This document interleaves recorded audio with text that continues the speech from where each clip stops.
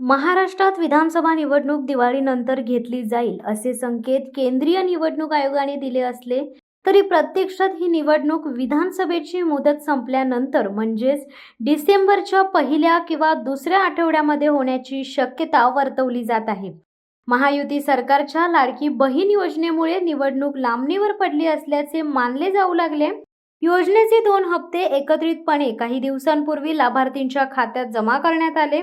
मात्र विधानसभा निवडणुकीत महिला मतदारांची अधिकाधिक मते मिळवायची असतील तर योजना जास्तीत जास्त महिलांपर्यंत पोहोचणे गरजेचे आहे।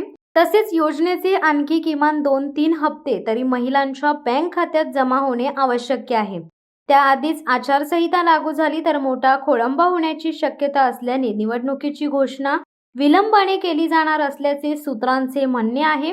अनेक महिलांनी योजनेमध्ये अर्ज केले असले तरी त्यातील अनेक अपात्र ठरण्याची शक्यता आहे। अपात्र अर्जांची छाननी करण्याचे काम सरकारने सुरू केले आहे। शिवाय ही योजना व्यापक करण्यासाठी नवे अर्जही भरून घेतले जाणार आहेत। या दोन्ही कामांसाठी आणखी काही महिन्यांचा कालावधी लागणार आहे।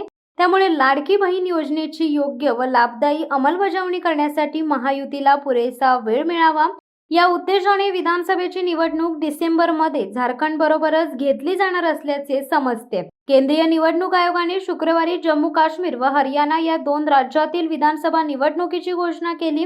गेल्या 3 निवडणुकांमध्ये हरियाणा व महाराष्ट्रातील निवडणुकांची घोषणा एकाच वेळी झाली होती। मात्र यावेळी महाराष्ट्रातील निवडणूक जाहीर करण्यात आली नाही। पत्रकार परिषदेत केंद्रीय मुख्य निवडणूक आयुक्त राजीव कुमार यांनी महाराष्ट्रातील निवडणुकांच्या तारखा जम्मू काश्मीरमधील मतदान पूर्ण झाल्यावरच जाहीर केल्या जातील असे स्पष्ट केले होते। राज्यातील निवडणुकीच्या मतदानाचे टप्पे ऑक्टोबरच्या 2ऱ्या व 3ऱ्या आठवड्यामध्ये जाहीर केले जाण्याची शक्यता वर्तवली जात आहे। त्यानंतर 45 दिवसांचा कालावधी प्रचारासाठी दिला जाऊ शकतो। त्यामुळे केंद्रीय निवडणूक आयोगालाही महाराष्ट्रातील निवडणूक वर्षाअखेरीस डिसेंबरमध्ये घेण्याशिवाय पर्याय नसल्याचे स्पष्ट झाले। प्रत्यक्षात मतदानापर्यंत लाडकी बहीण योजनेतील सप्टेंबर व ऑक्टोबर या 2 महिन्यांचे आणखी किमान 2 हप्ते महायुती सरकारला देता येतील। त्यामुळे राज्यात प्रत्यक्ष मतदान होईपर्यंत पात्र महिलांच्या खात्यामध्ये 6,000 रुपयांची भाऊबीज जमा होऊ शकतील असे मानले जात आहे। शिवसत्ता टाइम्स न्यूज ब्युरो, मुंबई।